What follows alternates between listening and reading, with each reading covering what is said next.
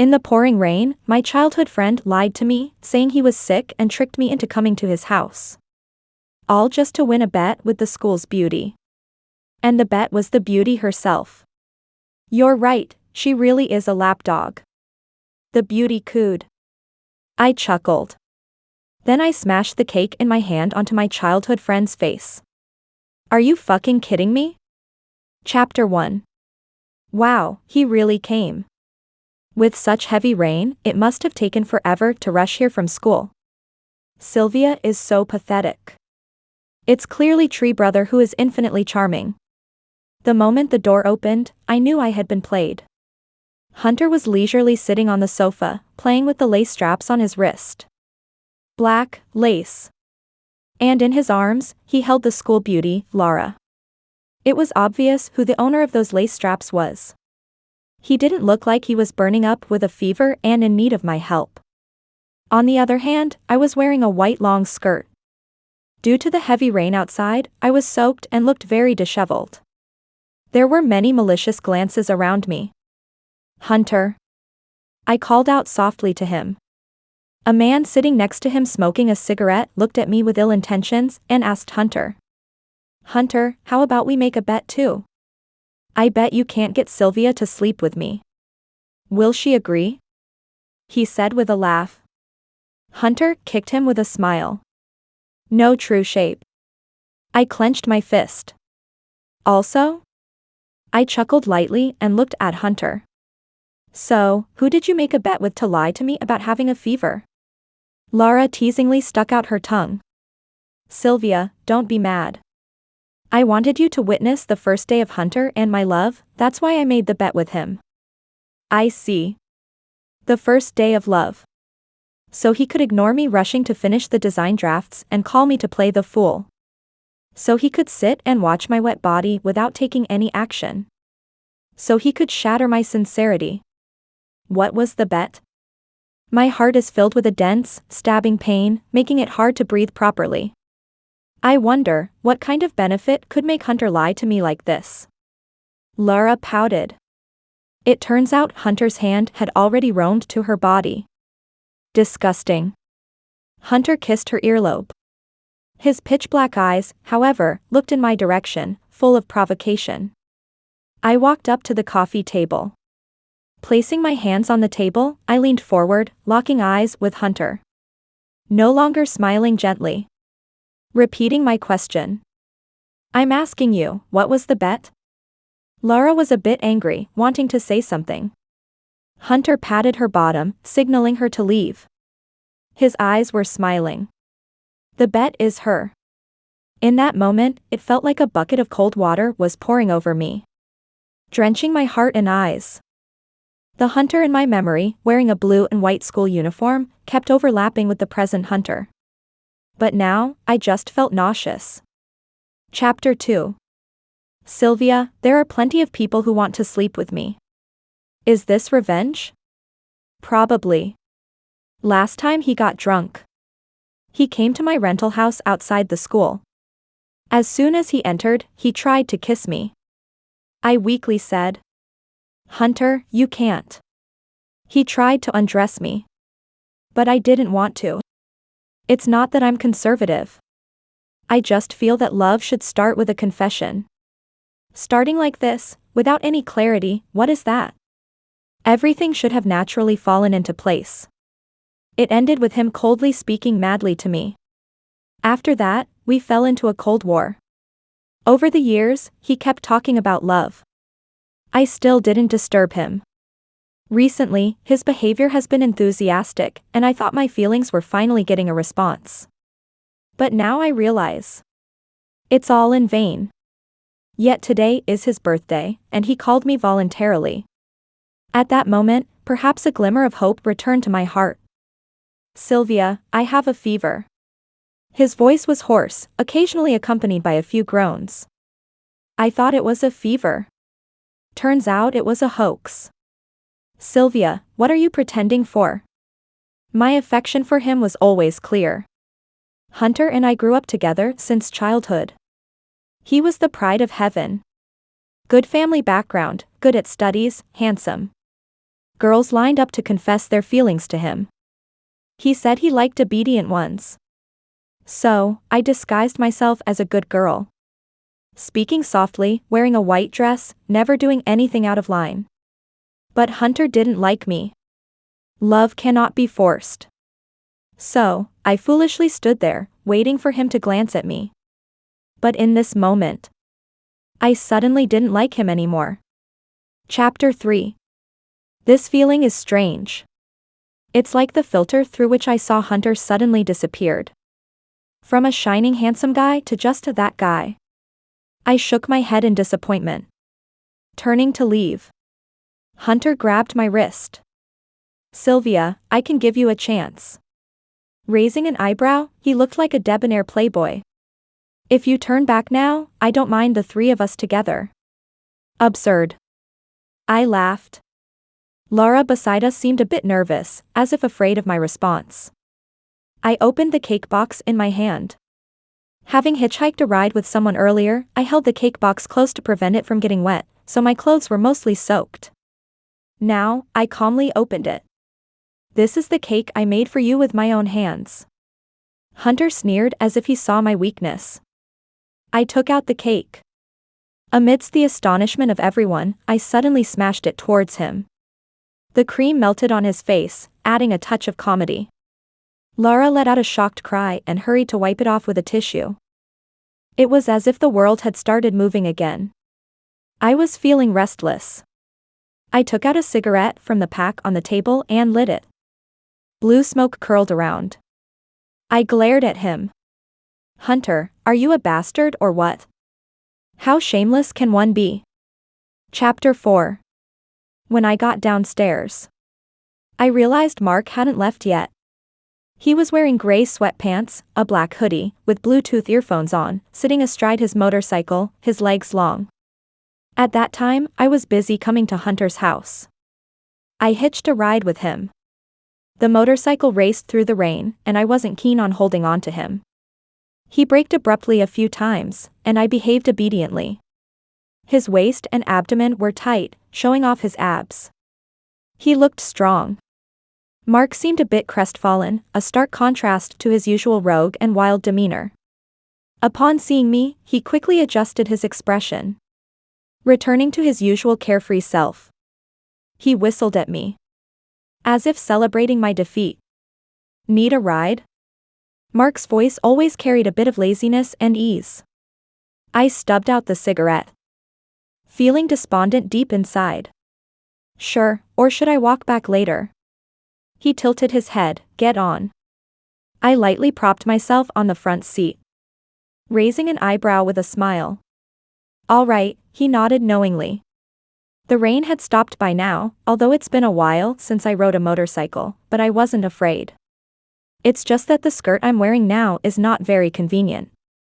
I simply tore off the hem of the skirt with a ripping sound, turning it into a crop top. I hadn't even taken off the hot pants I was wearing in the dorm. Mark crossed his arms, playfully looking at me. "Does it look good?" he said. I looked into his eyes and got on the bike. "Well, take a closer look then.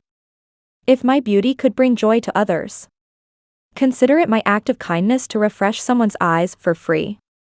"Sylvia." Hunter, who rushed over, looked somewhat bewildered. I ignored him. I put on my helmet by myself.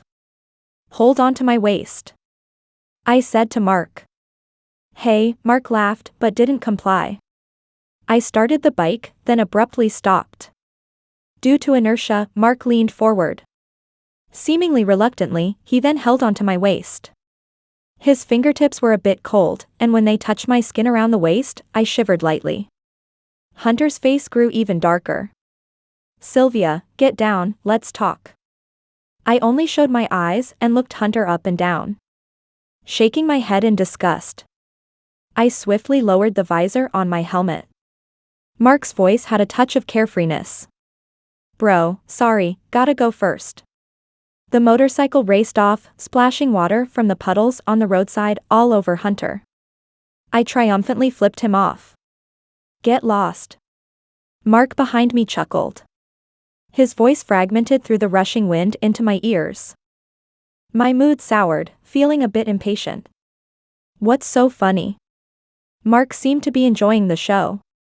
A good student, not pretending anymore? Fragmented memories flooded my mind. I pretended to be a good girl and fooled everyone. Except for Mark. His fingers against my exposed skin at the waist.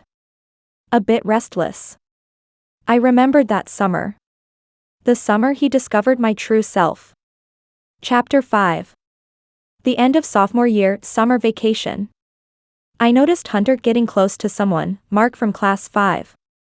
I had heard his name. Good at studying, good-looking, but rebellious. His name always bounced back and forth between the disciplinary report and the top of the honor roll. The head of the disciplinary office had a love-hate relationship with him. My impression of him was profound because, apart from his astonishing appearance among the top students, and his motto. Back then, the school's honor roll for monthly exams would post student photos and a motto. Mark's was unique. Add space for rent, 50 yuan a day. I chuckled. Hunter asked coldly why I was laughing. I inexplicably felt a sense of infidelity. I pursed my lips and shook my head, nothing. I officially met Mark on my birthday. Hunter said he was bringing someone. Turned out, it was Mark. I was surprised. But didn't show it. I took them singing at the KTV. Hunter taught me how to play dice. I was actually good at it. But still pretended not to know anything. Perhaps that's what liking someone is. Wanting to become his ideal, even though I wasn't. I lost many times. But Hunter wouldn't let me drink. Just said. If you don't like drinking, then don't. Mark was there, swirling his glass, watching me perform. I felt inexplicably exposed. My face even started to feel warm. That day, we didn't have much interaction. He left early. Hunter didn't drive me home, he drove another girl who was with us. She was pretty, bold, and flirtatious with Hunter. There seemed to be some ambiguity between them. He glanced at me. I'm dropping her off.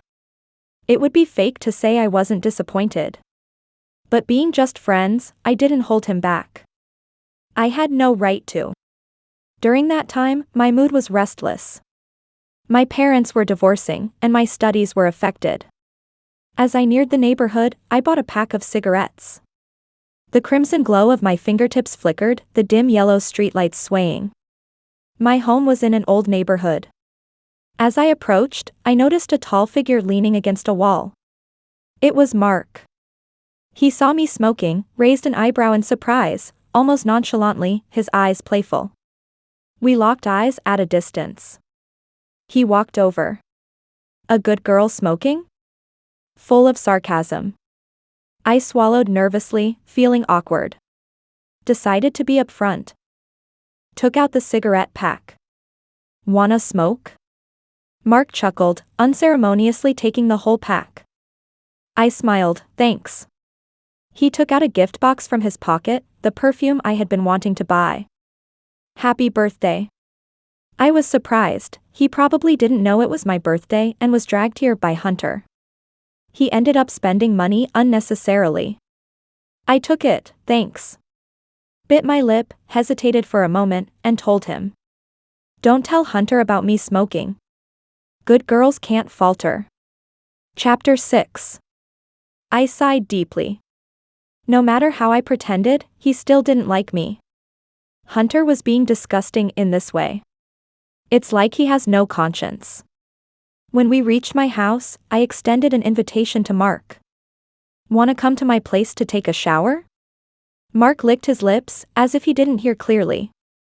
What? Just got caught in the rain, clothes all wet, feeling a bit uncomfortable. Initially, because of Hunter, I added a confession wall at school A. He looked handsome, and there were many girls confessing to him, and of course, Mark also had a spot there. When I came out of Hunter's house just now, I casually glanced at it. The confession wall was not just for confessions, there were some school news on it as well. Due to the heavy rain, School A had a power outage. So there probably wasn't any hot water. Mark kindly offered to give me a ride, so he wouldn't have to go back in wet clothes. Let's go take a shower. Otherwise, you might catch a cold. Your school has a power outage. Mark's expression returned to normal. He nodded understandingly. Oh. Sure, but I don't have spare clothes. I have some. It was originally a set of sportswear bought for Hunter, but now it couldn't be given to him. Mark and Hunter had similar body sizes. It should fit. I rented a small 2-bedroom apartment. Only one bathroom. I let Mark go first to shower since guys shower quicker. I busied myself with design drafts in the living room. Chapter 7. When Hunter arrived. I had just started sketching. The doorbell rang softly. I opened the door. What's up? Sylvia, today is my birthday. Hunter's eyes were bloodshot, his voice hoarse. As if accusing me. So what? So how could you just leave like that? I frowned. Hunter, do you still want me to listen to your disgusting words? You don't respect me, or even your girlfriend. It's strange. When the words girlfriend were spoken, they no longer sounded as bitter as before. Hunter has had several girlfriends. Each time he got into a relationship, I would step back, becoming a distant friend. When he broke up, he would remember me. He would call me, reach out to chat, and take me out when I was feeling down. Laura is not my girlfriend. I felt a headache coming on. Hunter took a deep breath, seemingly trying to control his emotions. Sylvia, let's just forget today's events and make up, shall we? I rarely saw Hunter looking so hurt. I've liked him for so long, he wouldn't be blind to it. But he hadn't even given me basic respect. Sylvia, Mark's casual voice came from the bathroom, interrupting what I was about to say. I need a towel. Hunter's eyes held a hint of disbelief. Is that Mark? Yeah. He's showering. I said as I went to find a clean towel. By the time Mark came out of the bathroom, Hunter had left in anger. Before leaving, he said something to me in an extremely cold manner. It sounded like self-mockery. And like an accusation. Sylvia, did you really like me? If you did, why would you bring another man home? I sighed, shaking my head. Do I have to remain faithful to you? Mark's hair was still a bit wet. He casually wiped his head with the towel, his hair almost covering his eyes. He looked more relaxed and laid back than his usual cool and tough self. Did he leave? I nodded. Left grumbling, probably thought we had something going on. Mark laughed. Is this outfit from you to him? What's wrong, doesn't fit? Mark nodded lightly. With a lingering tone. Yeah. A bit small. Well, you can throw it away when you go back. Sure, he agreed readily. It's quite gloomy anyway. I didn't catch that and asked. What did you say? Mark smiled lightly, nothing. Chapter 8. When Mark messaged me, it was already a week later. I was in a bottleneck period, bored at home watching movies. I was watching a Titanic, the part where Jack was drawing Rose before the ship sank, romantic and moving. I wanted to draw a man. Mark happened to catch my eye.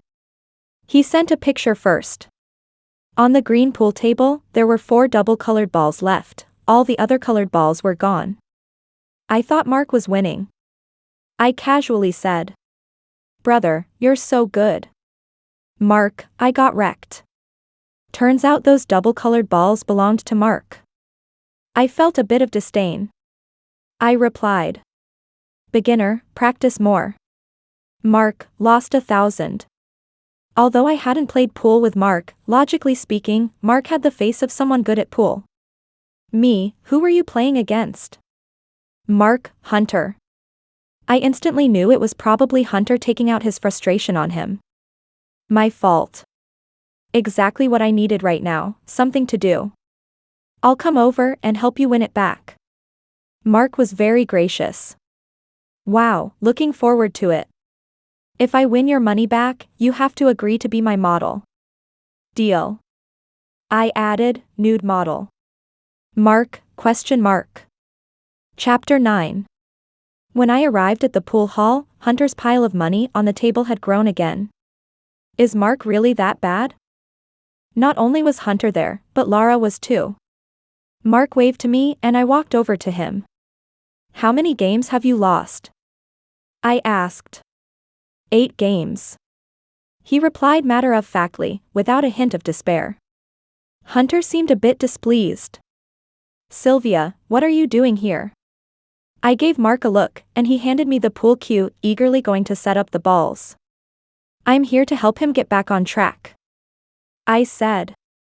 Mark's lips curled into a faint smile. Bro, don't be mad, nothing wrong with getting some reinforcements, right? Hunter looked at me. Sylvia, I taught you how to play pool. Do you think you can beat me? A dark history. Initially, I just wanted more physical contact with Hunter. So, I let him teach me pool, but I wasn't very good at pretending. Sometimes, he used a bit of skill to make me lose a bit more. Hunter, let's make this game interesting. Let's bet all the chips on your table. If I win, they'll be mine. If he wins, the prize will be doubled. Hunter seemed a bit disdainful. Sylvia, don't overestimate yourself. His break was scattered, pocketing 2 balls, one solid and one striped. Lara kissed him boldly. Hunter froze, his eyes involuntarily glancing at me, seemingly to see my reaction. I thought I should feel sad. But I didn't. Because the day before Hunter graduated high school, he accepted a confession from the class flower. They kissed amidst the crowd's cheers. And at that moment, my heart felt a sharp, prickling pain. The love letter in my hand suddenly felt burning hot, making my eyes turn red. It was like Mark, in his school uniform, placing his large hand over my eyes. He whispered softly. If you don't want to see, then don't. Tears blurred my vision, even dampening Mark's hand. What does heartbreak feel like? Probably like opening an English dictionary and finding abandoned listed at the top. I memorized that word during 3 late-night self-study sessions. Later on, it seemed like I became numb. And now. Mark and I locked eyes, each seeing in the other's gaze an indescribable mix of emotions. I coolly spoke up. Maybe it's a different custom, but where we play pool, we don't kiss after sinking a ball. It was my turn. Hunter's designated ball was a solid one. Calculating the angle, I sank a ball into a pocket.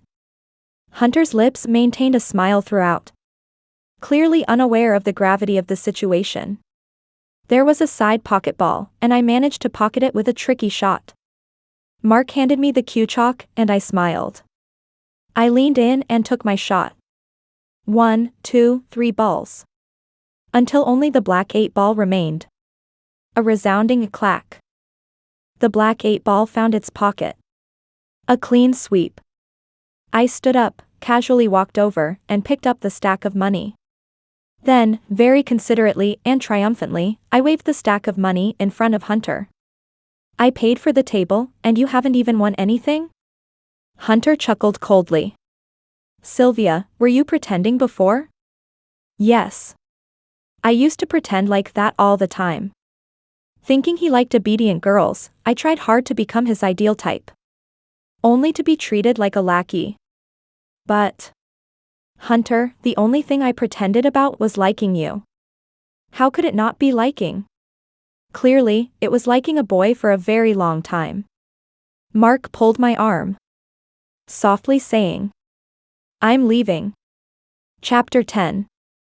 As for the matter of having Mark pose nude for me, I was serious. But when he took off his shirt, I couldn't help but blush. No other reason. His body was too good, with abs of V-lines, chest muscles, not lacking in anything. It reminded me of a simple stick figure sobbing on a very fit man in a meme. This was definitely not a territory a pure college girl like me should be involved in. I pursed my lips, preventing them from curling upward. Otherwise, I'd seem too lecherous. And, all for the sake of art. But when he started to playfully undo the edge of his pants, I couldn't hold back. Wait a minute. Mark raised an eyebrow provocatively. What's wrong? Do you want to help me undress personally? He had a do-as-you-please look on his face. I stepped forward and swiftly tapped his chest with my fingertips. Then, adjusting my breath, I handed his clothes back to him. Maybe next time, today I'm not feeling up to it. In that moment of looking down, I noticed a scar hidden by his pants. Not long, but the scar seemed to have been there for a long time. Subconsciously, I pulled down the edge of his pants a bit with my hand to get a better look at the scar creeping into his pants. Along with that, his underwear with a string of letters printed on it came into view. Something exploded in my mind. My fingertips traced over his sensitive skin and the hidden veins. He hissed slightly at the touch, breathing deeply, his abdomen moving, looking somewhat seductive with his upper body exposed. Teasingly, he grabbed my wrist. Sylvia, if you love me, don't be too obvious. He shook his head, appearing somewhat helpless. His tone, however, was entirely playful. The dim yellow light surrounded us, with various colorful oil paintings I had created, vibrant and eclectic. And in the center, we were being affectionate. It was then that I realized how ambiguous the current atmosphere was, filled with sexual innuendos. Unconsciously, I licked my lips. Sorry, I just wanted to ask how you got this scar. He paused for a moment. Acting heroically as a kid. I didn't delve further. But suddenly, a kind of desire ignited within me. I swallowed hard. I asked him. Would you like to watch a movie? Chapter 11. I wanted to watch a Titanic again. When I first moved into the rental house, I bought a projector. I prepared some beer and fruits. Mark lounged on the couch comfortably. Legs spread out, I sat down, biting my lip. A bit of a lustful intention, so to cover up these inappropriate thoughts, I purposely sat on the other side of the couch. While getting the fruits in the middle, I accidentally touched his hand. I bit my lip and stayed silent. To set the mood, I closed all the curtains. Mark had a smile playing on his lips, also staying silent. The only sounds in the room were the movie's music and the bold flirtatious voices of the main characters. It was during the scene in the cabin with Rose and Jack. The sounds of the characters breathing and the ambiguous handprints in the mist made the whole room feel romantic. Suddenly, Mark called my name. Sylvia. I wasn't really focused on the movie, feeling a bit weak all over. Yes? A kiss? Mark's Adam's apple bobbed, desire evident in his eyes. Sure. He held my wrist, with a gentle tug, I fell into his embrace. It's more comfortable like this. And then he kissed my lips. Some nibbling, some gasping. Very passionate, very sensual. We synced with the protagonists in the movie. Until the plot took a turn. Mark's actions didn't stop. Chapter 12. Actually, this wasn't the first kiss between Mark and me. In our senior year, Mark and I grew closer. Someone actually bought the advertising space on his motto. It was the bookstore owner near our school. He invited me to play pool. Honestly, he wasn't that bad back then. At least he could keep up with me. I was just average in studies, an average swimmer. But I had talent in drawing, so I pursued the path of art. My parents' divorce was making headlines at the time, naturally affecting my grades, which plummeted. Hunter didn't have time to help me, he was busy with the popular girl. So, it was Mark who helped me with my studies back then. At my house. One day, my dad came back. I didn't want him to know there was another boy in the house. I don't want to see that cheating man. So, I pushed Mark into the closet. I also hid in the closet. It was a cramped space. Early summer had arrived, and it was already getting a bit stuffy. Mark had long legs, and the cramped closet couldn't accommodate two people. I was forced to lean against his legs, and whenever I turned my head, I could see his ears turning red. Our breaths mingled. My heart was pounding fiercely. Mark seemed uncomfortable too. Until I turned my head and locked eyes with Mark. Maybe it was the stuffy heat that made him lose his composure. He kissed me. A brief touch. Mark's eyes were like ink spilled. Looking sincere and deep. After that day, I ended up in a cold war with him. Mark once caught up with me after class. Sorry. I pushed his hand away. Honestly, this incident didn't seem to affect me much. I wasn't even angry. But I felt it was unfair to Hunter. So, I repeatedly reminded myself of how much I liked Hunter by keeping my distance from Mark. It's ridiculous. Clearly just a one-way liking, yet I irrationally imposed many restrictions on myself, hence the strong sense of guilt. Chapter 13. Laura sent me a picture. In a dimly lit bar. Hunter and Mark were sitting separately. There were many friends around, some known, some strangers. There was an inexplicable tension in the air. Something's off with Hunter and Mark, come over quickly. Sylvia, I can't handle you. By the time I reached the location Laura had sent me, Mark and Hunter were already fighting. Their faces were somewhat bruised. Hunter, with red eyes, asked Mark. What will it take for you to give Sylvia back to me? Mark's eyes were filled with disappointment. Hunter, you've been dangling her for so long, you still don't know what kind of person she is. She's not an object, and it's not up to you or me to decide if she should be returned. Mark gave him a heavy punch.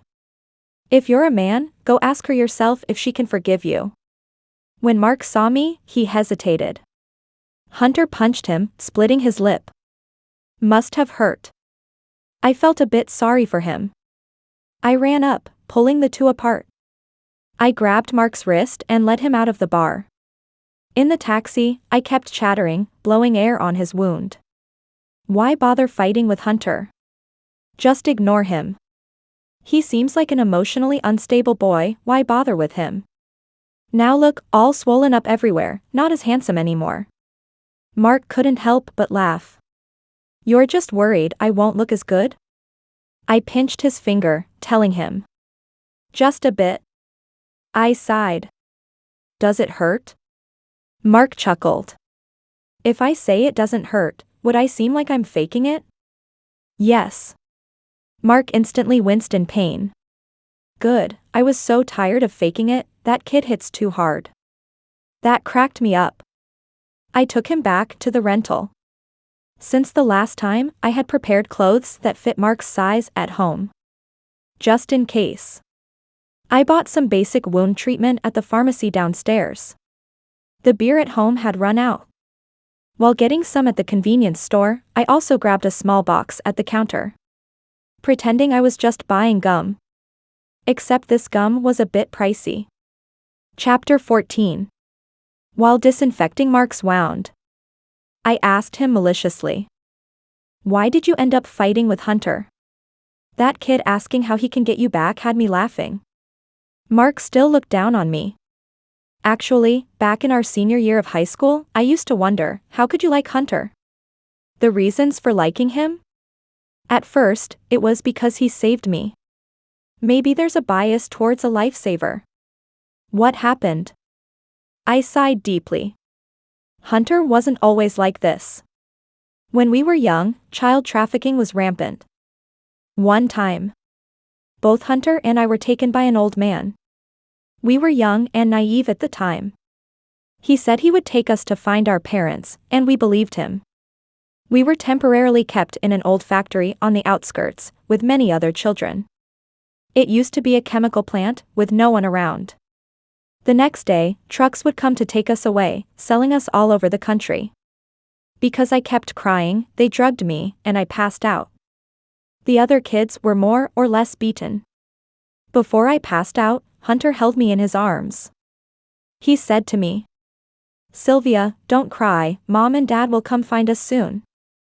I don't know what happened after that. I just remember waking up in the hospital. Hunter was badly injured. His feet had many blisters, and his knees were scraped. My mother told me. Hunter carried me out. He carried me under the sun for a long time. He fell down several times. We were rescued when a car passed by. That trafficking case was solved like that. Since that day, I felt a lot of gratitude towards Hunter. I wanted to give him the best in the world. Eventually, it turned into affection. Mark listened to this story, with a hint of sadness in his eyes. You probably don't remember me, but I recognized you at first sight. I looked up in confusion. Mark smiled. Because I was also among those kidnapped kids. Mark told me what happened while I was unconscious. At that time, the one who held us captive was a thin man in his 40s, but he had a knife. Hunter and I decided to save ourselves. I ran fast to lure the trafficker away, while Hunter went to call for help. I told Hunter to try to take you with him, because I overheard a trafficker saying you were pretty and could fetch a high price. I was more mature and knew that in human trafficking, boys might be sold to families without heirs to carry on the family name, but girls were never that lucky. Mark held my hand, gently touching the scar on his waist. This is what was left after the trafficker caught me back then. I bit my lip, feeling very conflicted. Suddenly hearing another person narrate a perspective of my childhood that I didn't know was a strange feeling. Sylvia, I'm telling you all this not to boast. Just to let you leave all that behind and choose with your rationality. I like you. I'm loyal, dedicated, good-looking, and my career is on the rise. He said a lot. And he didn't hold back when talking about Hunter. I laughed. He concluded. What I mean is, choose me. Mark was unusually tense. Please. Chapter 15. I didn't rush to answer. The banging on the door outside interrupted his confession. Sylvia. Open the door. Hunter's voice sounded somewhat intoxicated. Mark was getting impatient, probably because Hunter was ruining the mood. I stood up awkwardly, intending to open the door for Hunter. Mark grabbed my wrist. His gaze intense. Before you go to open the door, I want to ask you. His palm was warm, his voice low. Choose him or choose me. Outside the door, Hunter let out a pained cry. I lowered my head and gently kissed Mark. Choose you. Mark finally breathed a sigh of relief. He smiled and put his arm around my shoulder. Come on, let's go see what's going on together. Mark opened the door first. Hunter was drunk, sitting on the floor. I tried to go help him, but Mark stopped me. He went out himself, lowered his head, and kicked him a couple of times. Hey, you can't sleep here. Hunter was completely out of it, paying no attention to Mark.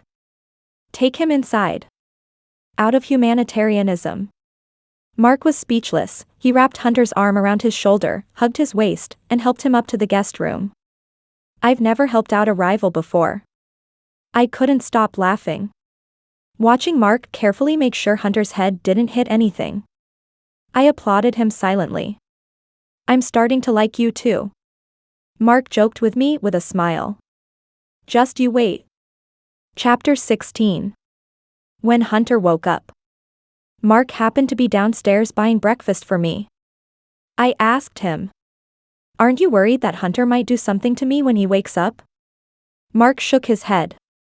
To be honest, that kid is a bit of a jerk, but after interacting with him in our senior year, I think he's okay, not really bad. He told me to talk things out with Hunter. After the hangover, Hunter's head was still aching a bit. I gave him a cup of hot water. He looked a bit disheveled now, a bit worn out. He hadn't even shaved the stubble on his face. Sylvia. His voice choked up. I smiled. Hunter, I did like you genuinely before. Did like. Meaning I don't like him now. I know you like girls who are obedient, so I tried to make myself look more obedient, gentle, even though that's not really my nature, but you didn't care at all. I chuckled at myself. Maybe it's just because I don't like you. Hunter hastily said. Sylvia, I like you too. It was too late. When I heard those words, there was no ripple in my heart. I once liked him passionately and sincerely. Hunter, you don't even know what liking someone truly means, so you will disappoint me, and you will play with Lara, you don't learn to respect. My heart and eyes were full of him. He thought I was a sycophant. But being good to him without expecting anything in return is how Sylvia likes someone. You don't have to like me. But you must respect me. Hunter's mouth trembled, choked up, and asked me. Sylvia, can we still be friends? I appreciated his help in saving my life. But after all these years, I have repaid that debt. We can't. I thought of Mark. I smiled lightly. My boyfriend wouldn't be happy. Chapter 17. When Mark came back. I was wearing a loose yellow floral suspender skirt, with my feet propped up on the coffee table painting my nails red. He walked straight over and held my ankle. I'll paint them for you. Sure. Mark's fingers were slender, his skin tanned, while my ankles were fair, the visual contrast striking. My heart was itching. My feet started to misbehave. Mark glanced at me, his smile tinged with helplessness and restraint. Sylvia, don't mess with me. I leaned over, and he let me flirt with him as if resigned. I coquettishly whispered in his ear. You said you'd be my nude model. I need to inspect the goods. Just like the refreshing sound of opening a soda on a summer day. Making one feel completely at ease. Fortunately, I finally met a good man. Mark's perspective. When Sylvia asked me to take her to Hunter's house, I wasn't really willing. But seeing the current downpour and her getting wet, I felt a bit sorry for her. She didn't want to hold on to me. Probably still upset about when I kissed her back in high school.